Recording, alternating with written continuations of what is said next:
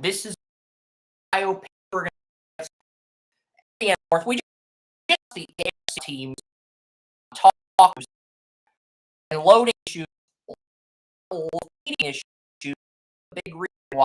But I'll give you a quick breakdown. I have the 25, and I have the Raiders at 9, missing the playoff. Break the playoff victory. And actually, Joey, before the because, like I said earlier, Tomlin always have a shot at Pittsburgh. So the first QB situations at the moment. You can make it Pittsburgh best offense of the 4 team. I think you make an argument for Pittsburgh, Cincinnati, or Cleveland is where all line goes. I put the Bengals 1 in terms of rush. Put Pittsburgh 2. Argument for a lot of reasons. Number 1, it's going to be incredibly competitive. You know,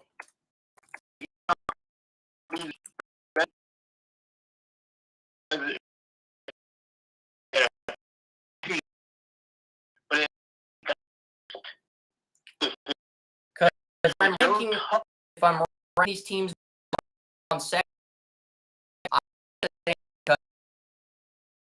they're the best. That is B2 because Cincinnati right now they have Woozier, they have Woozier injured to play. We didn't play together last year, but now to see those my there. You look at it's more secondary of the 4 teams. But Cleveland, I think Cleveland number. I think you can make Pittsburgh well. Pittsburgh got Richardson, got Levi winning inside nickel. But I think Pittsburgh, but the argument against Pittsburgh would be because lost was not terrific. I like Tremaine Edmonds. Great on legs.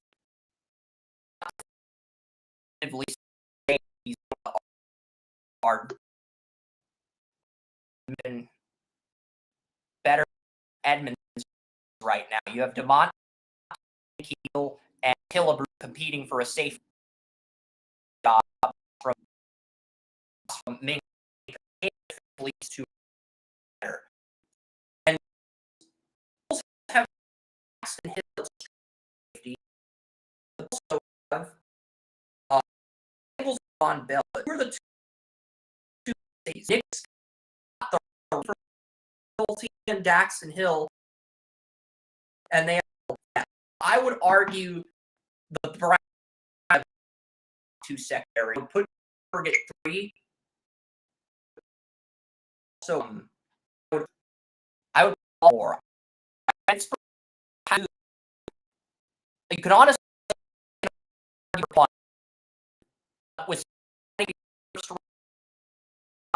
with Sam Hudson and 1 at Pittsburgh without you're going to defense back on 3 with Watt double digits and with Nick Hurt getting double digit sacks, knock 3 and then knock up. That is a test.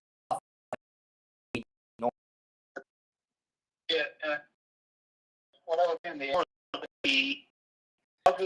from this year, and they've been in the last like the American East baseball, Jimmy. Every team American League better direct the AL Center Twins. I'll pull a record to my point here because now 57 for, but the Yankees 73 last AL East.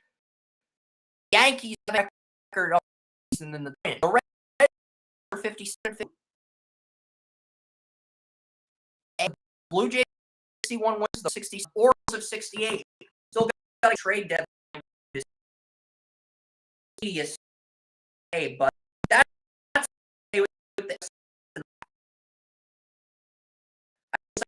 I put 2-3.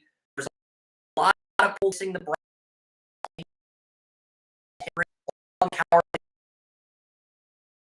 The Browns off of the Browns and actually didn't look 100%. I don't agree on that. I think the Browns probably have the best. Yeah, I'm the receivers. I would put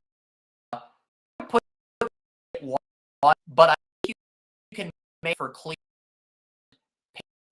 Baltimore too, because of deep all three rooms simply does read right now. That's the difference. Not a fan of Johnson's one. I think a good slotter. Honestly, for me, I would pick and I would pick Calvin Austin, the Steelers drafted out of Memphis. And the Steelers still have Boykin too. They have a lot of. I mean, not downplay that, man.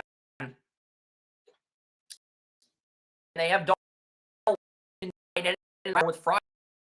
So, like, the Steelers, I would rate them. I can make an argument to Bengals. And you at all of their receivers case for the Rave healthy is injured, so I think out the window now. But yeah. I'm gonna get the NFC North. 7 minutes talking about the North.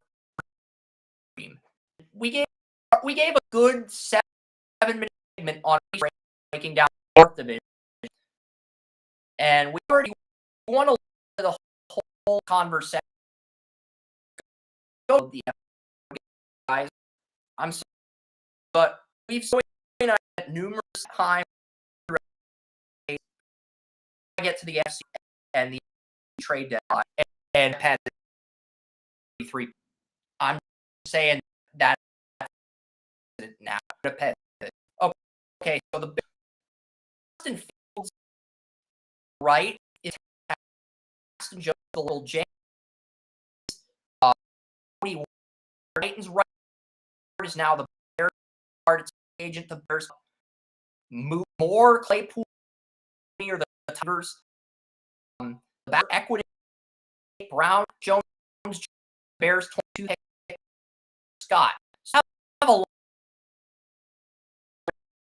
pre and met it tight ended. Robert backup. How did Mercedes stringer this? The Bears receiver the Herbert Foreman on their 6 20.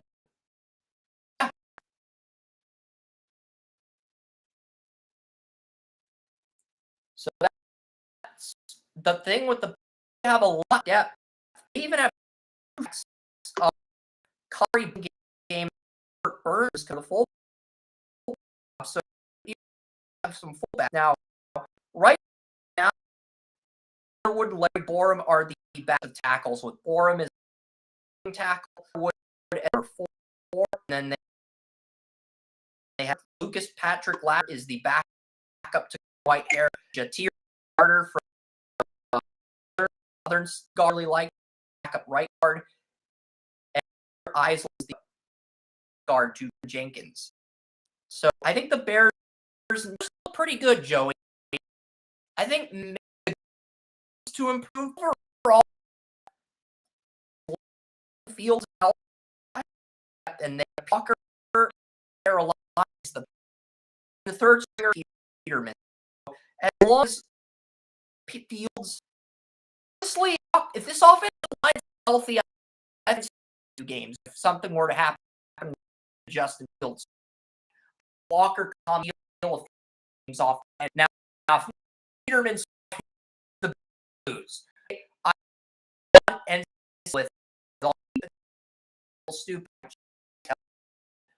Tell you for if Peterman is playing at point in the this is the wild card. I have them go 7-10.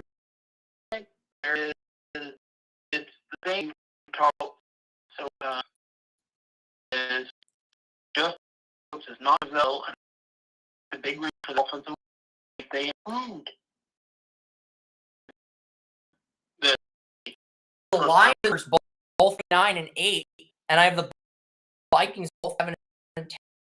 But I have the Lions division. Before we get those, I'm gonna get defense because they brought DeMar Walker, the star rusher, Travis Gibson, and Rashem from Houston. And Jones, these tackles.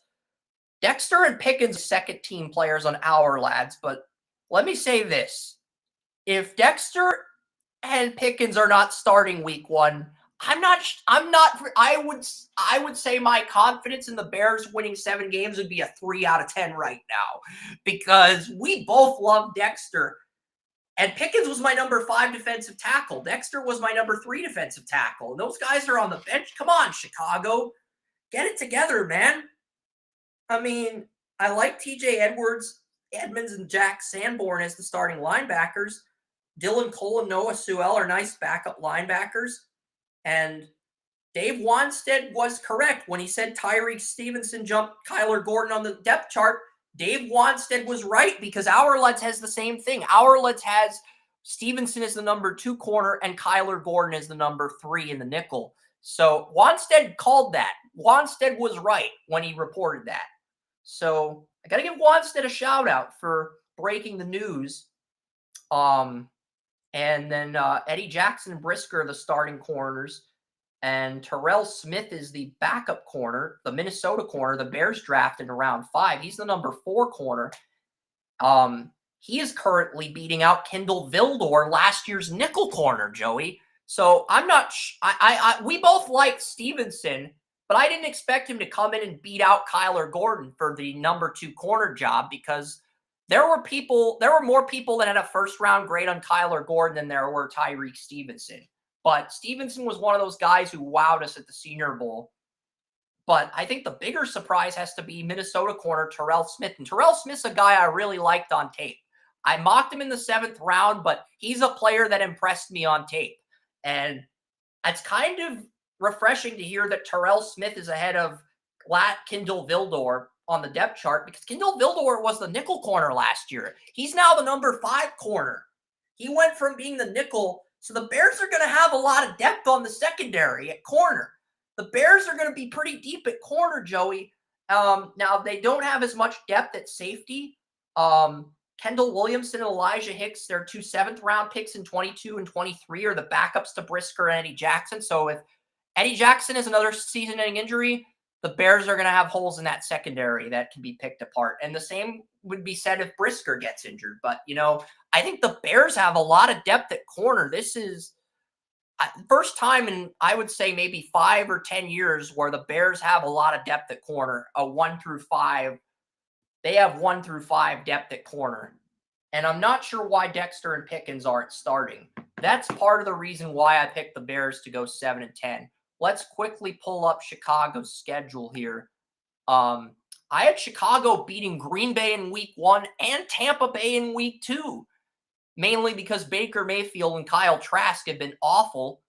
So I had the Bears actually starting the year 2-0. I had the Bears starting 3-1. I think you had the Bears at like 7-2, but then they ended up, you had the Bears at 8-3, and then they ended up finishing the year 9-8. They ended up losing 4 of their last 5. You gave the Bears a week I think you gave the Bears either a Week 18 win over Green Bay, a Week 16 win over Arizona, or a Week 17 win over Atlanta. I can't remember at the top of my head, but you had the Bears 8-3 heading into the bye, and you had the Vikings beating them on Monday night.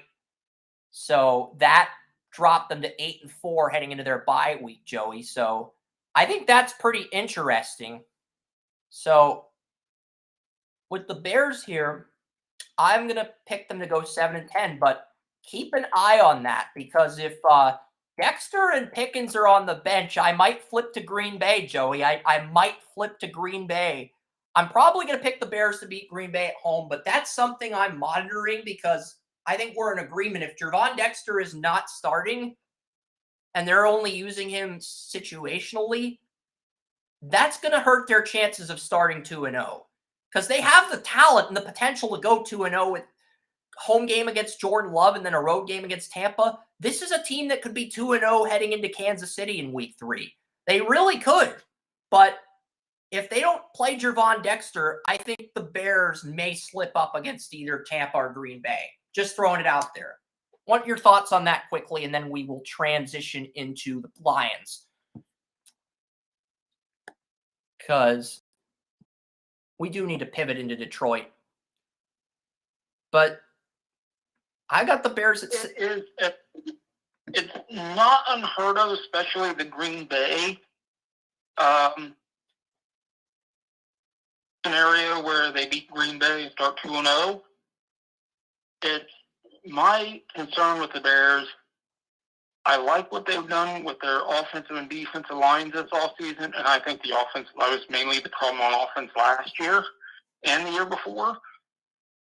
But my main concern is how they will all gel together. Because we've seen where we thought, hey, they've improved their offensive line, and teams have, these free agents and draft picks have not lived up. So I'm interested in that. If they can prove that they've fixed that problem, I think Fields really starts to develop the way he should, and then they have a chance to roll through. If not, next year we're going to be looking at the same old Bears. Yeah, but it's interesting because I have them beating Denver in week 4 to be 3-1, and then the Bears play the Commanders on Amazon Prime in a rematch of last year's god-awful game. You remember the game. It was a week 6 game. It was Carson Wentz versus Justin Fields. And I think or was that, I can't remember if they started Heineke or if that was the week they benched Carson Wentz. Because, like, I know Carson Wentz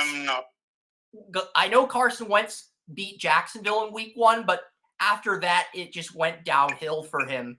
And I think Heineke started that game, actually, and it was just a very low-scoring game. And Chase Young wasn't playing. It was just a very mundane contest. So, yeah. I mean, if the Bears can beat the Commanders, if Fields can beat Sam Howell, you could be 4-1. And I have the Bears, and then they get 10 days to prepare for the Vikings in Chicago. So, and I have the Vikings winning that game. But it's worth pointing out that is a game the Bears could steal, Joey. The home contest against the Vikings is a game the Bears could steal. So the Bears could be 8-9 or 9-8. It just depends on how this plays out. But yeah, I just think their schedule's too tough for them to make the playoffs this year, Joey. I mean, they would either have to sweep Minnesota or sweep Green Bay to get in. Because they do get the Vikings in Minnesota on Monday Night Football, which I think they'll win. But I think the Bears, in order for them to make the playoffs, they have to either sweep the Packers or sweep the Vikings.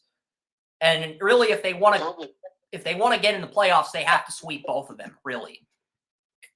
Because if Detroit does better than 9-8, they're not going to have that luxury of getting in as a wild card at 9-8 unless they sweep the Packers and Vikings. Because it's just like, it's just not. They get the Chargers on the road. They get the Saints on the road. They get the Panthers in Chicago on a Thursday night game. They host the Lions coming off a bye week, but I picked Detroit to win that game. And then I have Cleveland beating the Bears on Saturday. And then they get the 2 home games against the Cardinals and Falcons, and then they get the Packers in Lambeau to end the year. So, and there's a possibility that's a snow game. Justin Fields versus Jordan Love in the freaking cold, the snow. I mean, it's possible that's a snow game in January, but I've got the Bears at 7-10. We'll move on to the Lions. I have them at 9-8. You have them at 14-3. And we're going to get into the Lions now. The iPad's at 30%. The phone could die any second now, but the good we have Jared Goff. Why is this Our Lads redirecting me to the Giants? Come on, guys. Montgomery and Gibbs is a really good 1-2 punch. Justice Jackson from the Chargers is the third-string running back ahead of Craig Reynolds and Jamar Jefferson. Oh, and you want a sixth running back the Lions have? The Lions added Mohamed Ibrahim as a UDFA, the Minnesota running back that had 10 100-yard games. The Lions have 6 different running backs. I actually am excited to see what they do in the preseason, Joey, because the reality is Montgomery and Gibbs are probably going to see a series or two, and then they're going to play Jackson, Reynolds, Jamar Jefferson, and Ibrahim a quarter each and just figure out who can make the lineup.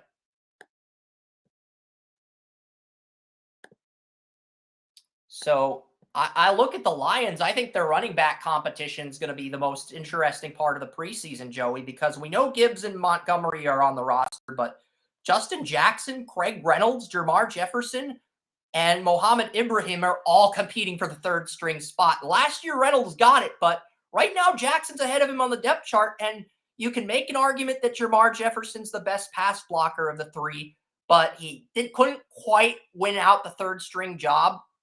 And Mohamed Ibrahim had some moments at Minnesota as well. So honestly, any of those 4 guys could win that competition, be the third string running back.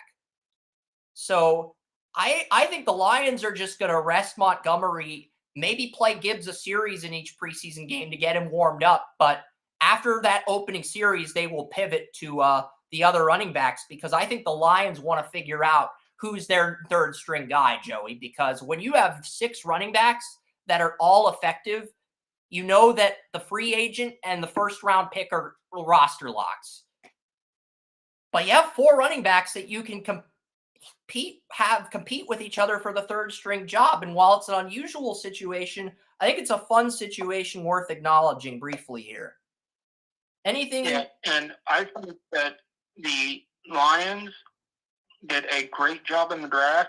I really love their rookie class, running backs included. And I really think that if Jared Goff can continue to play like he did last year, maybe last year was an outlier, maybe it wasn't. We'll find out this year. The Lions are going to take the NFC by storm. Here's the thing. Goff's not going to play in the preseason. Goff is going to start week 1, but he's not going to play in the preseason. Hendon Hooker is still on the NFL injury list. He has not been he's not been medically cleared off the injury list yet.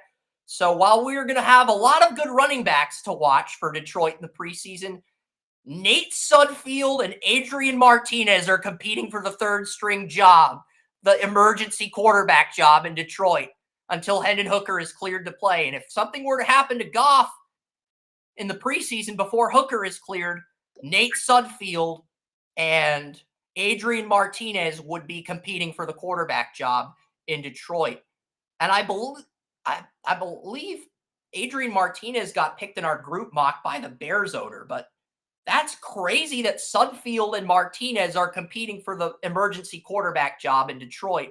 I think Detroit's preseason is actually somewhat more entertaining than their regular season. Jameson Williams is not going to be on the roster until he's activated. So St. Brown, Marvin Jones Jr., and Reynolds are going to be the starters. But the Lions traded for Denzel Mims after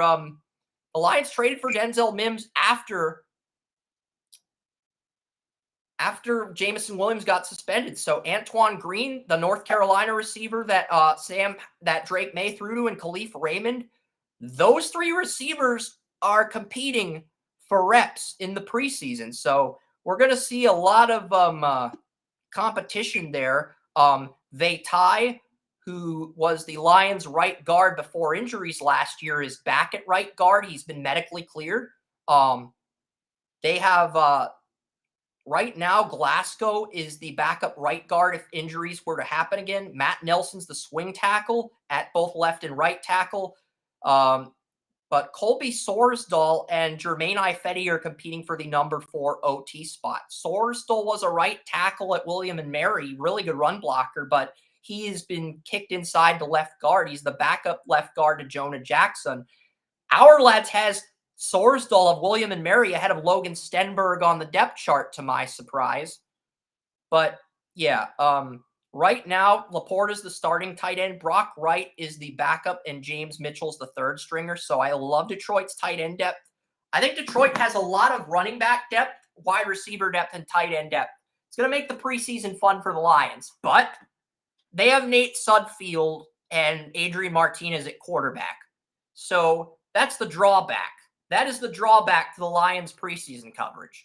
Get good running back, wide receiver, tight end competition. You have two awful quarterbacks in Sudfeld and Martinez, who are both warm bodies, in my opinion. I think both teams, I would not put either guy on my roster. I would rather have Carson Wentz than either of those guys. But the thing is, Carson Wentz wants too much money, or he wants a starter gig, and that's just not on the market for Carson Wentz right now. Basically, a quarterback would have to tear their ACL in the preseason due to how careless an NFL team were to be.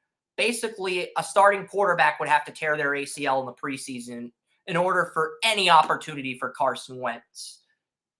In order for Carson Wentz to have any opportunity in the NFL, because no teams in the league want him as a starter right now. He's just screwed up too many times. I mean, that's the reality. And as much as that reality hurts, that's the truth, Joey. That's the big reason why Carson Wentz is not on an NFL team in the preseason, because he's the Colts, Eagles, and Commanders starter, and he screwed up on all 3 occasions. So that's why he's not on a team at the moment. And honestly, I think he's too stubborn to take on a backup role. So, I do think that's interesting. We'll get to Detroit's defense now. Aiden Hutchinson and Kominski are the edge rushers. Pascal and Romeo Okwara are the backups. Aleem McNeil and Isaiah Buggs are the defensive tackles. Covington and Broderick Martin, their 2023 third-round pick, are the backups. Levi Onwuzurike and Benito Jones are the third stringers. Lions have a lot of D-tackle depth. Anzalone was the Mike linebacker last year. He's moving over to the Will linebacker role. So Jack Campbell start.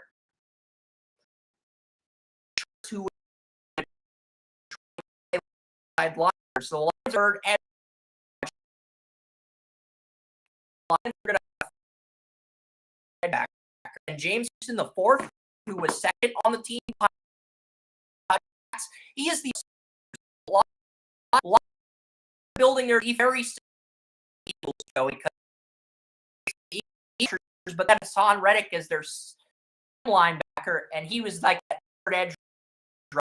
So building their defense after the Eagles, which I think is a thing, considering what they have to work with.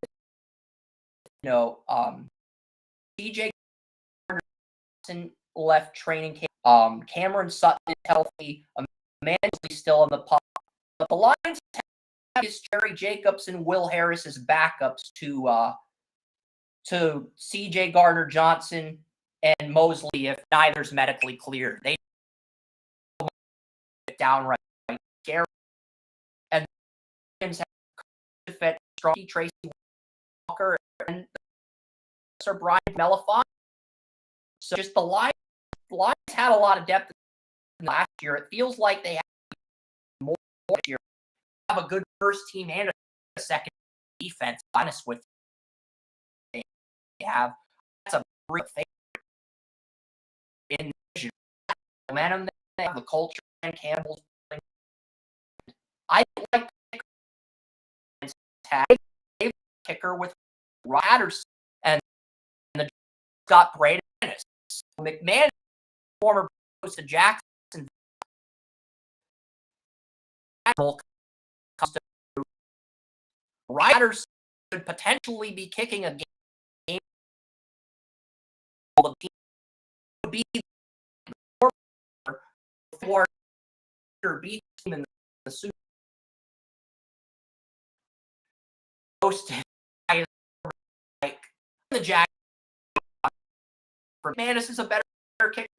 But yeah, Joe did Lions and Wars in the Super Bowl and on a right game winning field. The Balkies are going to look like it's for again. When I lose a Super Bowl, it's brutal for Jacksonville. That Detroit, Joe. Then Jackson's a team that was born. I mean, born 19 NFC championship at 192 season. So, like, what are your thoughts on this team? Because the I-28, but the Lions losing Kansas City, but I have them land at home on Thursday. I think Georgia will surprise the Buckers a win against because so they have weeks to honest game. Honestly, I'm a hypocrite because like it's Tampa, but I have to give the winning if I kind of look like a hypocrite in that situation.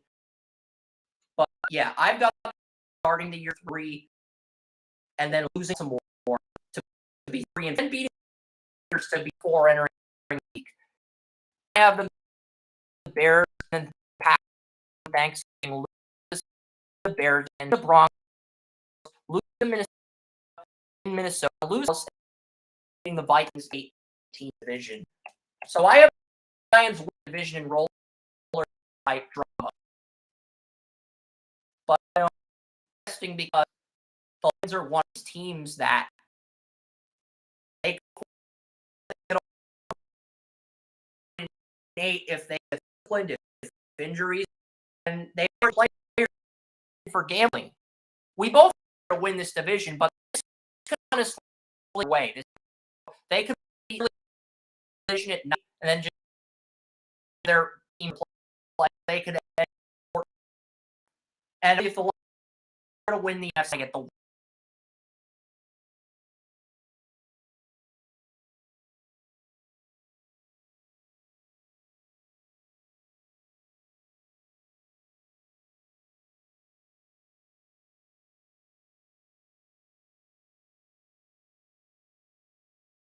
but yeah. What are your thoughts on that green? Yeah, I think they are wild because But if you're a odds, you and then they run to like the NFC because that way you can pull out of if you're a bookie, Lions to get 9 because if they win at 9 and the Eagles, then you can screw the Eagles out with it, and then Dallas is that for they win. Maybe a lot of Samuel, and then you decide, okay, screw the Niners fans out, NFC champion. I mean, that's like just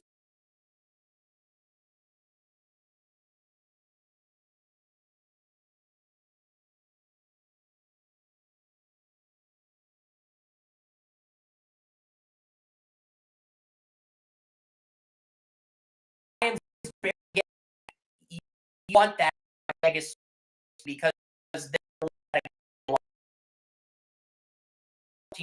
more people are going to bet on it. And much money. Sports is a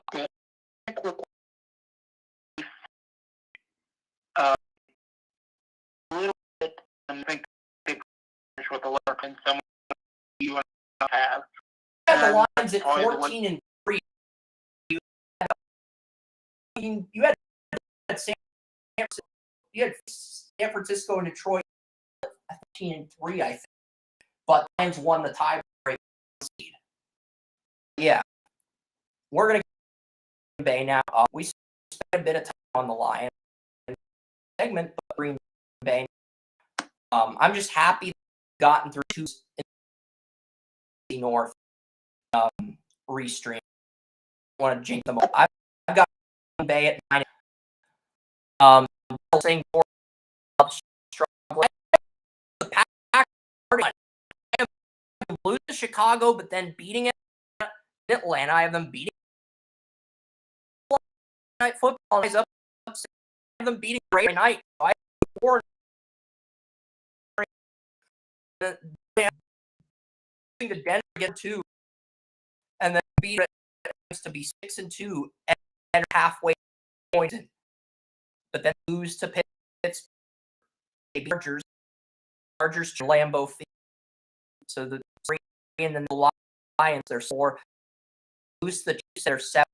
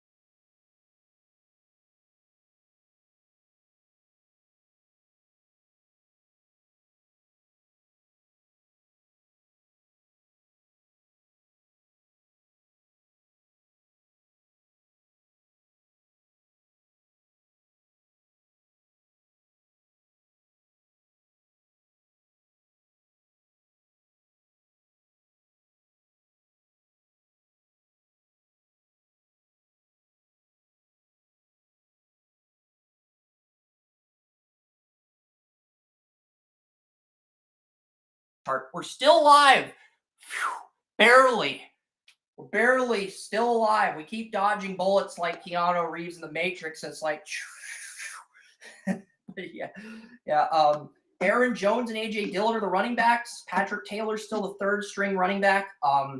Watson, Dobbs, and Jaden Reed is currently the favorite to win the slot receiver job.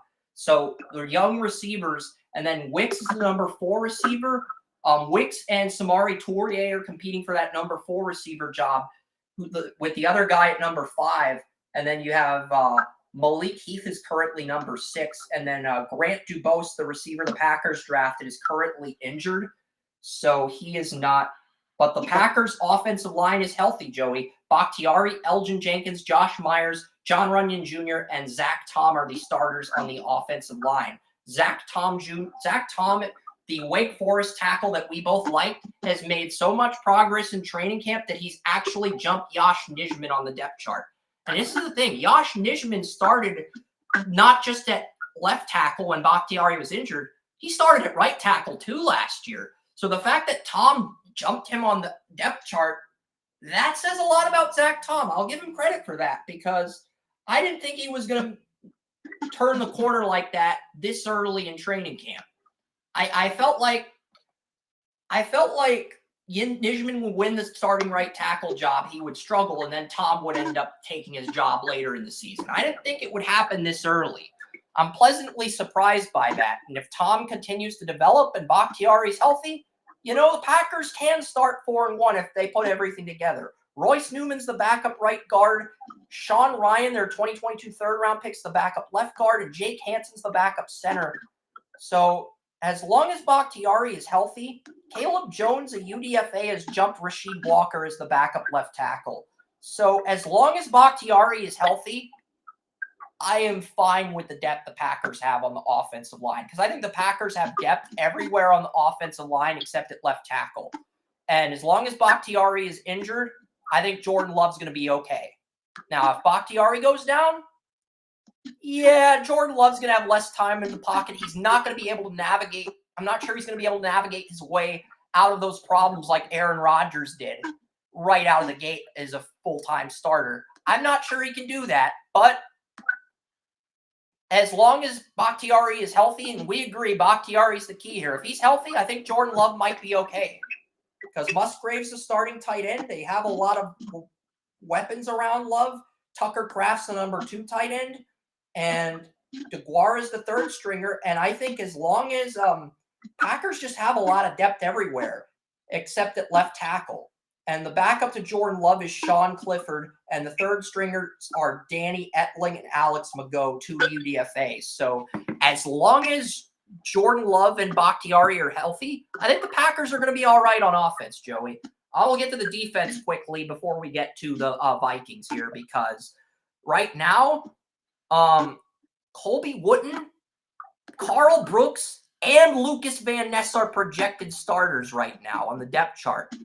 But to be fair, Kenny, no, never mind. I retract that statement.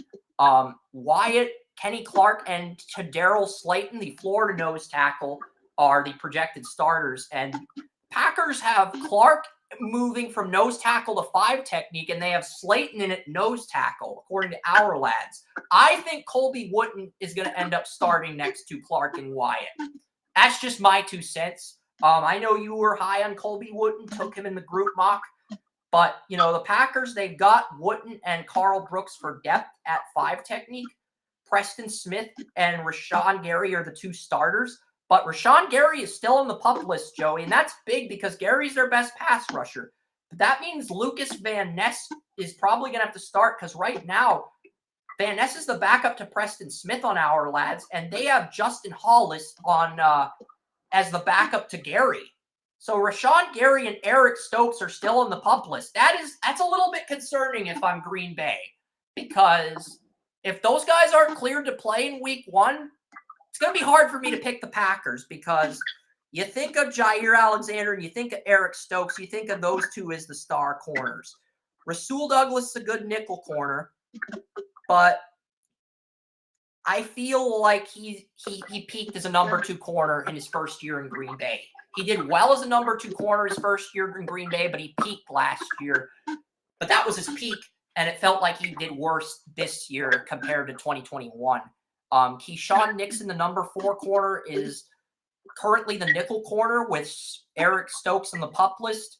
And then Carrington Valentine is the number 5 corner. So the Packers do have some cornerback depth, but Rudy Ford and Darnell Savage are the starting safeties. And then Jonathan Owens, Tarvarius Moore are the backup safeties, 2 free agents. So I think the Packers, they don't really have the best safety depth. And I'm concerned with the injuries to Gary and Stokes. I think the offense is going to be okay as long as Bakhtiari and Love are healthy. But Gary led the team in sacks last year, Joey, and Eric Stokes is still on the PUP list. And I like Stokes more than Newsome. So I'm a little concerned about those 2 injuries, because those are 2 big injuries, Joey. I mean, outside of Jair Alexander, those are arguably your 2 best defensive players. Outside of Jair Alexander and Kenny Clark, those are your 2 best defensive players, Rashawn Gary and Eric Stokes. And they're both at important positions. So they're still on the PUP list. I thought they'd be cleared by now to practice. They're both still on the PUP list. That's a little concerning. I mean, It is concerning, at least it's only the PUP list.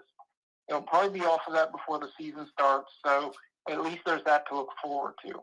I'd rather him be healthy in week 1 than risk re-injury in the preseason. Fair enough, because I think if they're healthy, this team can go 9-8. But if those guys are not healthy in week 1, they're not starting 4-1. They might be 2-3 or 3-2. It would depend. And that 9-8 prediction I have for the Packers, it would become a 7-10. They'd be in that same tier with the Bears and the Vikings. And speaking of the Vikings, we're finally on the Vikings, Joey. We spent 45 minutes making this video on Restream. We're finally on the last NFC North team, the Vikings, and then we will get into the MLB trade deadline, and then we will call it a day and sign off. So it's been a long-ass day, but I'm grateful we've gotten to this last team.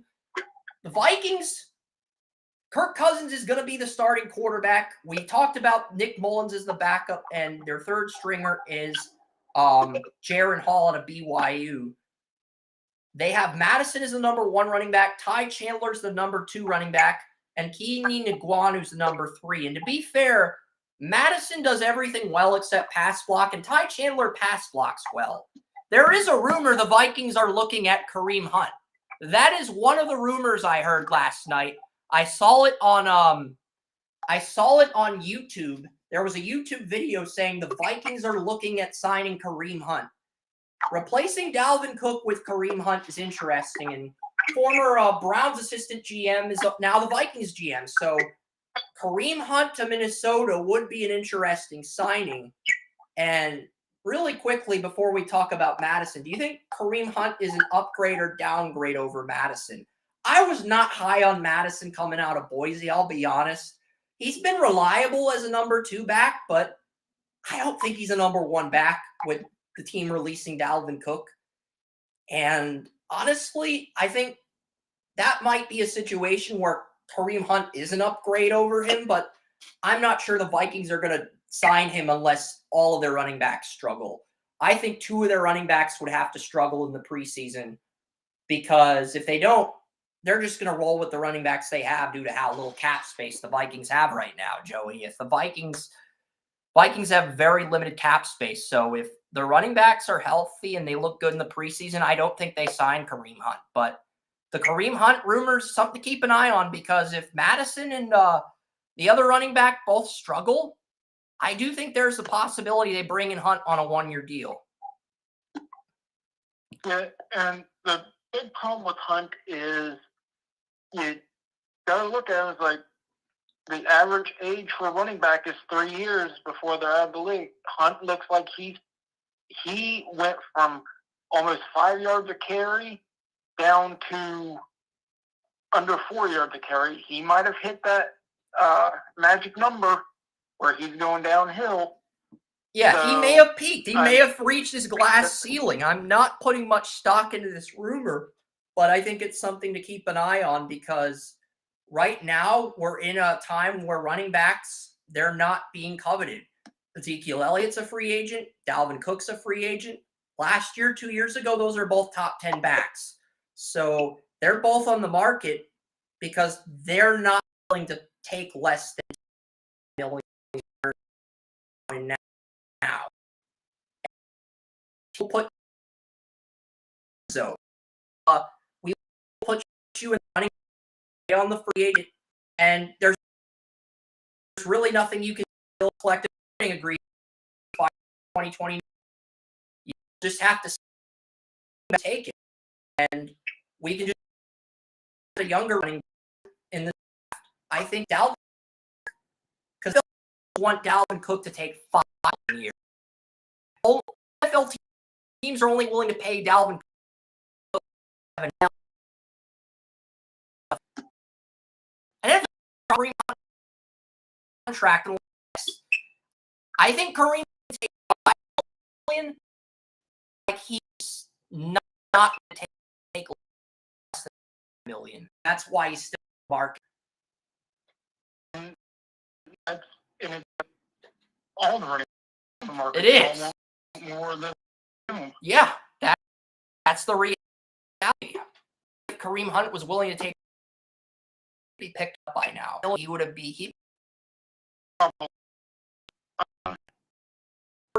picked up for those 3 backs. Just Justin Jefferson, wide receiver. Osborne, the slot. Doris, England, Garrett from Brian O'Neill, entire offensive line back.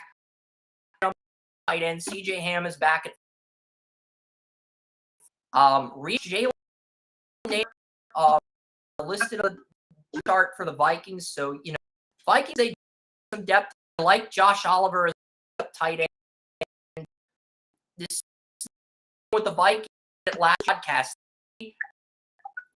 depth on the line if injuries occur.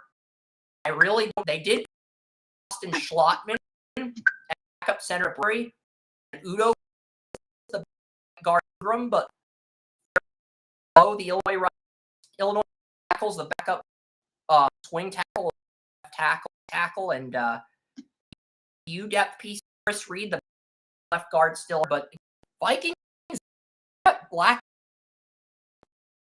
Blake Brown State looked good. The game without concussion, so Vikings depth on the offense is better than I'm giving it credit for. But it feels like a concern. And Nick Mullins, if Jefferson and Addison may like Brady if go down, but I just don't know if they're ready to do that leap yet. He's the quarterback, but Paul Compton, and I think backs to the interest about defense. Harrison Iris Tonga, lineman. Tonga get injured in camp. I read an article the other day that I think he yet.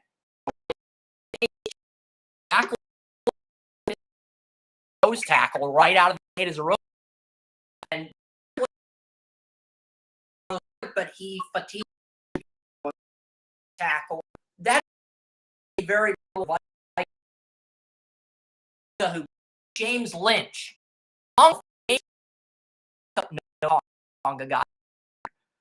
He got carved off. That it was Lynch who got it. So Roy from being first string nose tackle to now being up, and I think that's for. I think Jackal is better. So I move work Minnesota. Daniel Hunter, and Pat Joe are backups, and Hicks and Hendricks,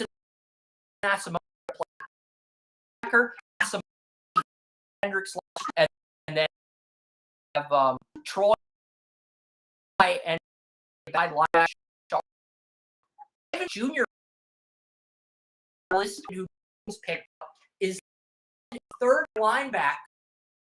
The third linebacker. Ivan Hayes might be Troy Reader. So that's a situation to keep in Minnesota, because if something happens to Adam Moy has to start, I think first the Vikings and the Bears are three, Packers are deep, and Lions are deep. I think all of them have on there. You look at there, right? Byron Murphy listed instead of third round pick is the left, the number one. Caleb is listed. Andrew Booth is now listed as the corner, number 4, and then Joe Williams and Carter competing for 5 back job. Starting safeties aside, Ellis are a lot of secondary. I think a lot of edge rusher too. The Vikings because Carter seconds on right now. It's that for edge though. Vikings not a depth on Vikings. They dependent on the offensive line getting injured. Strategy for this. And if everybody maybe if somebody in the line goes down rest with Mark Davenport. I didn't work out back, but the Vikings had to do cap space and found out cutting Darren Dalvin would save the most space. Once they ended up missing both players, getting a replacement in the draft.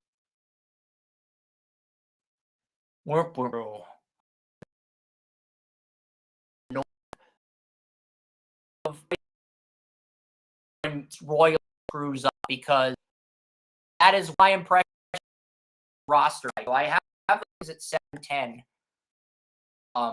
I think they peaked last year. People pick in the division. I think Tampa lose to prime time. I think the Chargers are going to come into Minnesota and beat the Charger their way to a victory in Minnesota. I think Bryce Young's at the Vikings. Adam Thielen is going to go off against in week 5. The 6 and that month for the Vikings with the thing because if the were to lose that game, they were up to 1. The Niners in week to get to and I have the Packers because that's a night football game in Minnesota. Minnesota has trouble in prime time. Francisco, Minnesota night football. I have Packers the I missed the year and then the Vikings head to it. Have the Vikings win, but if that game, Joey, talking about the Vikings after week 9, in the division, it's the same trend with Atlanta. They don't win games if they start 2-6 and they those games are done. They're 4-6 to Denver, to Chicago at football, and Minnesota at this point 4-8 entering the bye week. And they beat the Raiders. They lose the bet. Detroit and get home to get 7 wins. Lose to end the year in Ford Field. You know, the game the Lions have to rest their start, but honestly, their starter 18 have the 1 seed. That outlook, and both getting the player. Are my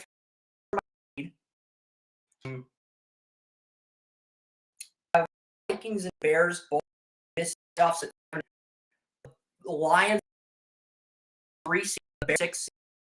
That'd be interesting. And I'm asking for Brian's scenario because this all week. I'm rooting for Bears because Bears years. Those two each other in a while. No matter what the Bears wins that game. NFL wins a if we get this Bears wild card game, wins that game. The NFL as a business wins if one of those two teams were to win wild card week. It's just great for the ratings at that point because both of those franchises have been snake bitten for a while, and you want to see them be successful and competitive again. You know? So it wouldn't matter who won that game. The officiating would be fair, and, you know, the league would win either way, regardless of who won that matchup. So I'm going to get the trade deadline moves really quickly here. Max Scherzer got traded from the Mets to Texas, and the Mets also traded Justin Verlander to the Astros. But they gave up Drew Gilbert. Drew Gilbert was a 2022 first-round pick center fielder out of Tennessee, home run hitting center fielder. And this is a guy who was a top 15 prospect that fell to the Astros at the end of the first round. But the Astros were like, you know what? We're willing to give up on Drew Gilbert because if we bring back Justin Verlander, he's healthy, and Altuve's healthy, because Altuve hasn't been healthy all year. If Verlander and Altuve are healthy, maybe the thought process is the Astros can make one more World Series run with Dusty Baker in that core. And I think the National League is going through Atlanta. I'm going to predict a Braves over Orioles World Series. But I think the AL is wide open. I'm not saying the Reds can't win the NL. I like the Reds, but their pitchers have been injured. And Hunter Green and Nick Lodolo, their 2 first-round picks, would have to be lights out in the playoffs, and just come out of nowhere like the Phillies did last year for them to win the NL. I look at the Dodgers, but the Dodgers have had multiple injuries at pitchers. I just don't think they're as hungry as the Braves are right now. And the Braves have just played fantastic baseball this year. I think the Braves are running unopposed in the NL. I'll pull up the standings really quickly here, Joey, but looking at the Braves situation here, in the National League, Braves are 70-37. They lead the NL East by 12.5 games right now. And they're not just winning, they're running away. The Dodgers are at 63 wins. The Mets are at 59 wins. I mean, the Brewers are at 59 wins. The Reds are at 59 wins. The Dodgers and Giants are at 63 and 61. The Braves have 7 more wins than any National League team. This is the 2000. I have not seen a regular season this good since the 2001 Mariners team that absolutely dominated the regular season but lost the Yankees in the ALCS. This is the best regular season I've seen from a baseball team since the 01 Mariners. And I think the Braves are just going to win the NL. They have a run differential of plus 167. The only other team in the National League with a run differential over 100 is the Dodgers at plus 112. And the Dodgers have scored 613 runs and allowed 501. Braves have only scored 609 runs, but have allowed a league fewest 442 runs. They've allowed the fewest runs of any team in the National League right now. So as long as the Braves are healthy, they're coming out of the NL. I just think the writing's on the wall, Joey. I just think it's that obvious to the casual fan. I'm not trying to. I thought this last year, I was a prisoner of the moment. The Phillies got hot in October, but right now, I don't see a challenger to the Braves. The Dodgers, I don't view them as a threat because Kershaw's injured, Dustin May is injured. I don't think they beat the Braves without those two. The Brewers, they have the pitchers, but they don't have the batters. The Giants, they have the batters, but I don't think they have the pitchers. The Reds have the batters. The pitching's got to be consistent. Phillies, they beat the Braves last year, so unless the Phillies or Braves wins in the wild card round, if the Giants were to knock out the Phillies and it's Braves versus Phillies and it's Brewers versus Dodgers and Philly, it's Giants versus Braves and Brewers versus Dodgers. I think in that scenario, the Braves just run away with the NL pennant. I just do, Joey. I'm not trying to be an asshole to the other teams in the National League. I just think the Braves are that good this year. The Braves have given up fewer runs than the Braves have given up 19 fewer runs than any National League team. There is a team that gave up the Braves gave up 442 runs. There is a team that gave up 438 runs. The Padres have given up 438 runs, but the Padres are 54 and 56. The San Diego Padres are currently out of the playoff picture. If the Padres can get in the playoffs, they can make some noise, but the Padres are 4 games out of a wild card. Your Cubs are 2 games out of a wild card. Cubs have actually done well with the pitchers this year. Some of those Cubs starting pitchers have looked really good at times. If the Cubs get in, I could see them playing spoiler. The Diamondbacks led the division at the beginning of the year. They're 1.5 back of a wild card, and the Marlins are a half game back of a wild card. I think if the Phillies, the Reds, the Marlins, the Cubs, and the Padres are the 5 biggest threats to the Braves. And right now, 3 of those teams are out of the playoffs. And if the Phillies and Reds lose in the wild card round to the Giants and the Brewers, I think the Braves win the NL outright. I'm not saying a team can't beat the Braves, but I think it's a team that we don't expect to pull it off, like the Padres or the Phillies or the Marlins or the Cubs. It's got to be a team like that where the batting's there, the pitching matches up well, and everything works out for you. Because right now, if Kershaw is injured, I don't see the Dodgers beating the Braves, and I don't think the Brewers, frankly, have the batters to keep up with Atlanta. Maybe we disagree on that, Joey, and maybe you'll make your prediction closer to October, but right now I would pick the Braves. Now, the American League, on the other hand, is a lot more entertaining. The Orioles have the best record in the American League at 68-42. The Texas Rangers added Max Scherzer to this rotation, a veteran pitcher to go with Bruce Bochy. I think the Rangers could play spoiler. The Minnesota Twins starting rotation's actually been pleasantly good this year. They've pitched about as the Minnesota Twins have done with their starting rotation what I was expecting the Guardians to do at the beginning of the year. So I think for that reason, I would give the Twins a shot. The Tampa Bay Rays have a great rotation. The Astros Framber Valdez got a no-hitter against the Guardians. They just added Verlander, so they're back in this thing. Any of those 5 teams could come out of the American League, honestly. The one team that's the last wild card at the moment is Toronto. I do not trust Toronto. I have more confidence in Seattle. I think Seattle is better than Toronto, but they're 2.5 back. The Red Sox are 3 games back, and the Yankees are 3 games back as well.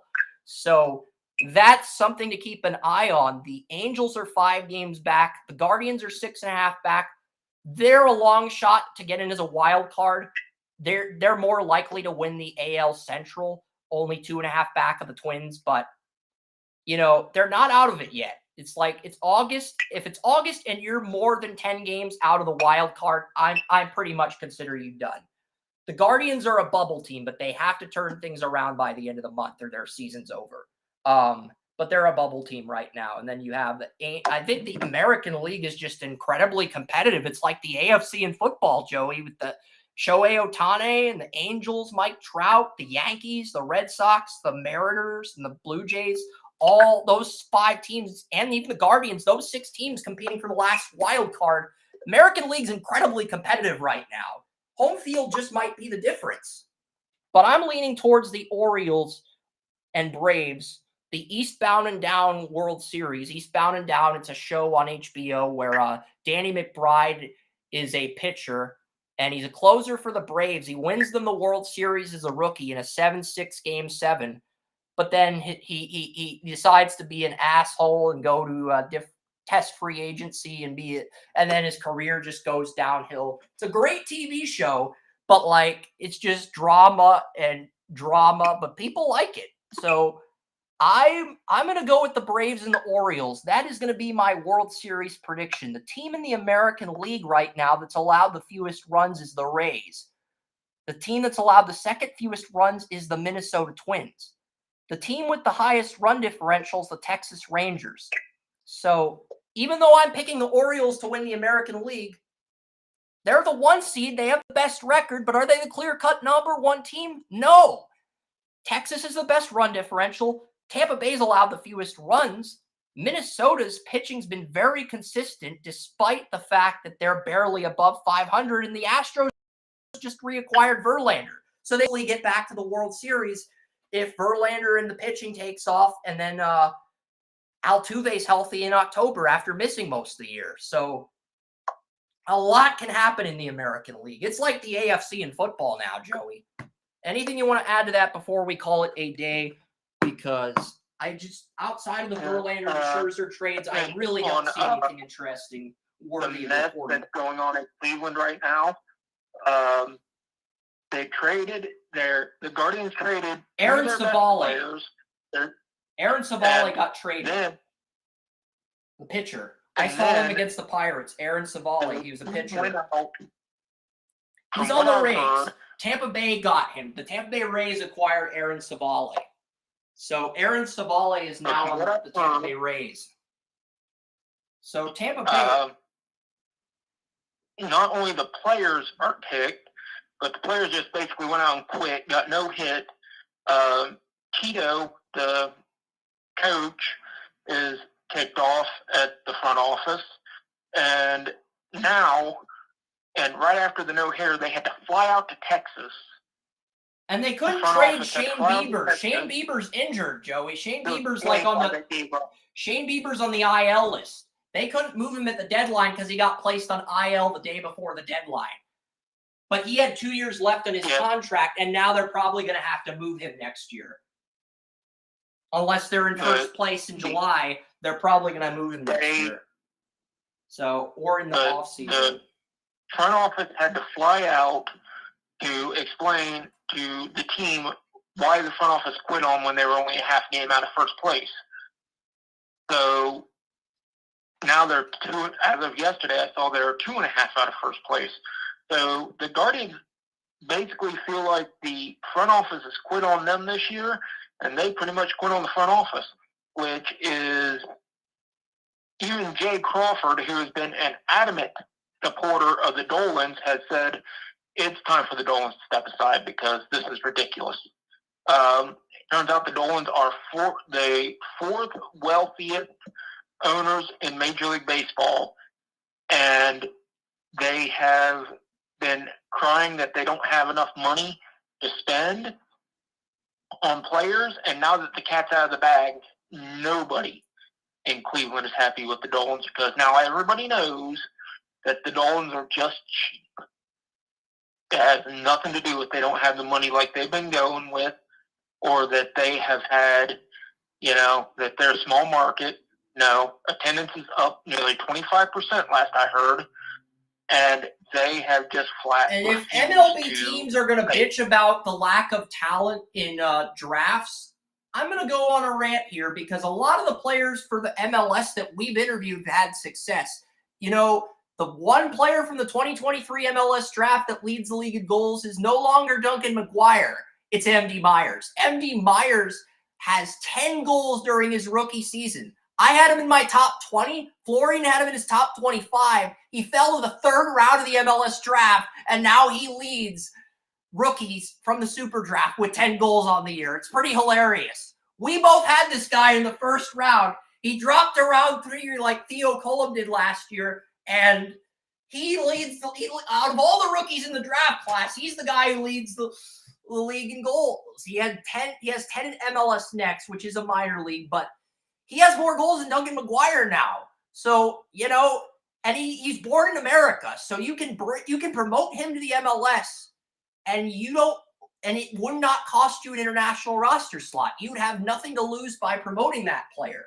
And at this point, Valentin Noel, another person we had on the podcast, through 19 starts, 0 yellow cards on the season. That is incredibly disciplined. Like, I know it's an underappreciated stat, but a lot of college soccer players, they'll have like 1 or 2 yellow cards in college. To have 0 in your rookie year in the pros, that's an impressive stat. That's a stat that warrants a shout out. And you wanted an update on Theo Cullum. I looked up the Halifax Highlanders statistics. Theo Cullum leads the team with 4 goals. He has missed 5 or 6 games due to an injury. He's played 11 games and started 6, and he still leads the team with 4 goals. Nobody else on the team can score. That tells me Theo's that team's best player. And I hope he's healthy, and I hope he's doing well. I'll just leave it at that. But, even the guys we've interviewed, even Gabriel Alves, the player who went undrafted, who's continued to like and support my content, he's a starting left back on the Birmingham Legion in the United Soccer League. So I would say we've done a better job finding talent in the MLS draft than some of these teams that bitch about the lack of talent in a draft class after the first round. There's talent. You just have to look harder. And you really have to put yourself out there. There's talent, guys. So there's talent to be found and discovered. And I just wanted to give each of those MLS players that took time out of their day to come on this podcast, wanted to thank them once again and give them a shout out for their accomplishments in the pros, because honestly, I think the shout out's warranted, Joey. The fact that many players in soccer are doing that well says a lot. So I want to do a quick shout out. I'm done with the shout out though.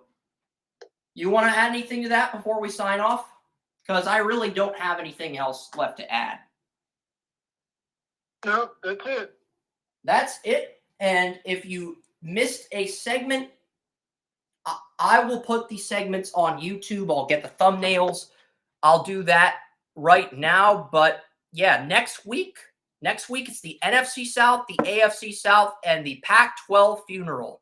Make sure to be there with us as we mourn the death of the Pac-12 conference. We pay our respects to USC and UCLA for jumping ship. We also pay our respects to Oregon and Washington for jumping ship. We pay our respects to Colorado, Arizona, Arizona State, and Utah for jumping ship at the funeral of the Pac-12 next Saturday at 10 a.m. on TalkShoe and Restream. So long from the Utopia of Sports.